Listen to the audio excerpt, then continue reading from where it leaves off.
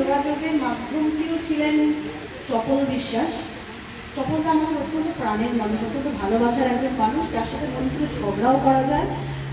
আসলে আমরা যেখানে বুঝি যে হয়তো খুব বড় কিছু খারাপ ক্ষতিকারক কিছু হবে না, সেখানেই আমরা ঝগড়া করি, অনেক কিছু বলি, ভেবে চিন্তে কথা বলতে হয় না। চপলটা ঠিক সেরকমই একজন মানুষ, যাকে আমাদের যা মনের ইচ্ছে, মনের কথা সব কিছু বলে ফেলা যায়, রাগ দুঃখ সব কিছু অভিমান প্রকাশ করে ফেলা যায়, এমন একজন মানুষ তিনি।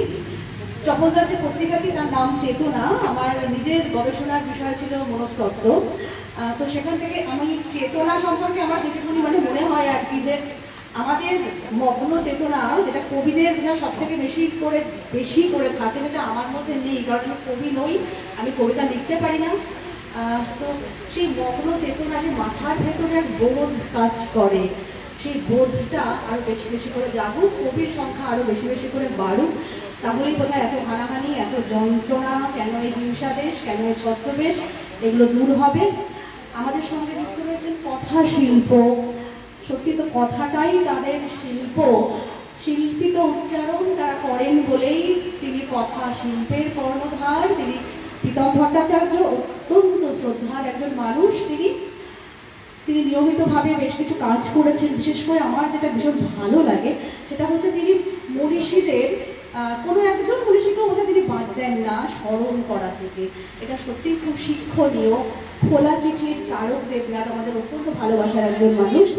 সত্যি মানে খোলা চিঠির মতনই তিনি খোলা মনের একজন মানুষ।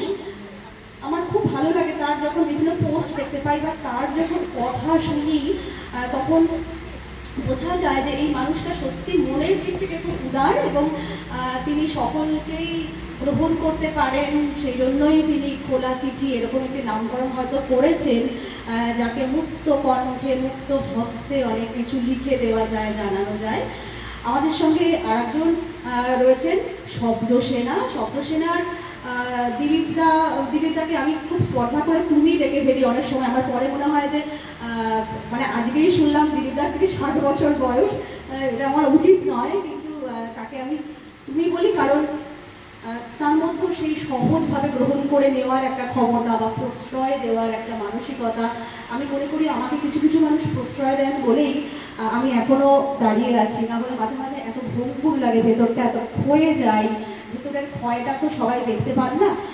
তো তখন মনে হয় এই ধরনের মানুষগুলির কাছ থেকে প্রতি মুহূর্তে আশ্রয় এবং প্রশ্রয় পাই বলেই বেঁচে আছি। আমাদের মধ্যে ধর্মেন্দ্রকে আমার মনে হয় আমাদের থেকে অনেকটা ছোট হবেন। তো অচিন পাখি, ওর নামটা আমার অসাধারণ লাগে, কারণ আমি শুরুতেই বললাম যে আমার গবেষণার বিষয়টি ছিল মনস্তত্ত্ব। সত্যি খাঁচার ভিতর অচিন পাখি কেমনে আসে যায়, ধরতে পারলে মনোমেরি দিতেন পাখির পায়। আমাদের এই যে খাঁচা, আমাদের যে দেহটা, তার ভেতরে সত্যি একটা অচিন পাখির বাস।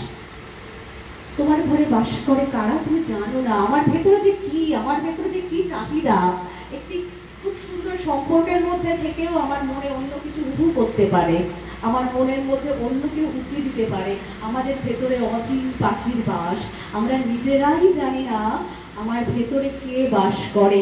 প্রতি মুহূর্তে আমরা খুঁড়ে খুঁড়ে দেখি আমার ভেতরটাকে। এবং আমাদের যে পুরাণ, আমাদের যে প্রাচীন গ্রন্থ বেদ, সেই গ্রন্থটির মানে বেদ শব্দটির উৎপত্তি বিদ ধাতু অচ প্রত্যয়, যার অর্থ হচ্ছে জ্ঞান। এই জ্ঞান হচ্ছে আত্মজ্ঞান, মানে নিজেকে জানা। প্রতিটি মুহূর্তে আমরা খুঁড়ে খুঁড়ে সেই নিজেরই সন্ধান করি। আমরা হয়তো কেউ মূর্তি পূজা করি বা কেউ একটা উপাসনা গৃহে গিয়ে পূজা করি, আসলে আমরা আমাদের মূল বিষয়টা হচ্ছে ধ্যানে পৌঁছানো। সেই ধ্যান মানে আমাদেরকে সেই যে মগ্ন চৈতন্যের কথাটা বললাম, সেখানেই পৌঁছতে হবে। আমাদের উদ্দেশ্য হোক সেই মগ্ন চৈতন্যের আত্মানুসন্ধানে বারে বারে যাওয়া। এখানে এসে যে কবিদের সান্নিধ্য পাই। আমাদের পুরাণে আরেকটি কথা বলা হয়েছে, ঈশ্বরের সমার্থক হিসাবে ঈশোপনিষদে এটি উল্লেখ রয়েছে। ঈশ্বরের সমার্থক হিসেবে কবি শব্দটির উল্লেখ রয়েছে। তো সেখানে এই ধরনের অনুষ্ঠানে এতজন ঈশ্বরের সন্ধান, এতজন ঈশ্বরের সান্নিধ্য পাওয়া যায়। আমার মনে হয় আমাদের এই যে কিছুটা আয়ু বেড়ে যায় এই শুদ্ধ মনের মানুষগুলির সংস্পর্শে এসে। এবং একটু আগে দিলীপদা বললেন না যে যারা শুধুমাত্র এখানে কবিতা বলা বা কবিতা লেখা এটুকুই নয়, এর উদ্দেশ্যটা হচ্ছে কিছু ভালো মানুষের সংস্পর্শ লাভ করা। আমার সত্যি সেটাই একমাত্র আকাঙ্ক্ষিত। তাই আজকে আমাদের 4টের মধ্যে বহরমপুরে পৌঁছতেই হবে। আমার বলতে খুব লজ্জাও করছে, মানে আমার রচনা সমগ্র 2য় খণ্ডটি প্রকাশিত হবে। পাবলিশার তিনি নিজের একেবারেই অর্থানুকূল্যেই আমার বইগুলি করেন এবং এটা আমার জন্য খুব সৌভাগ্যের। আমি অত্যন্ত নগণ্য একজন মানুষ। তার প্রথম খণ্ডটিও তিনি করেছিলেন, আমার রচনা সমগ্র 2য় খণ্ডটিও তিনি করছেন। আমার জীবনসঙ্গী ঋত্বিক চক্রবর্তী আজকে এখানে এসেছেন, ওর একটি কাব্যগ্রন্থও আজকে প্রকাশিত হবে। তো সেজন্য আমাদের যেতেই হবে, 4টের মধ্যে ওখানে পৌঁছতেই হবে। তাই আমি পুরো অনুষ্ঠানটি থাকতে পারবো না। এটা একটা মানে আমি কি বলবো, আমি ক্ষমা চাইছি সকলের কাছে।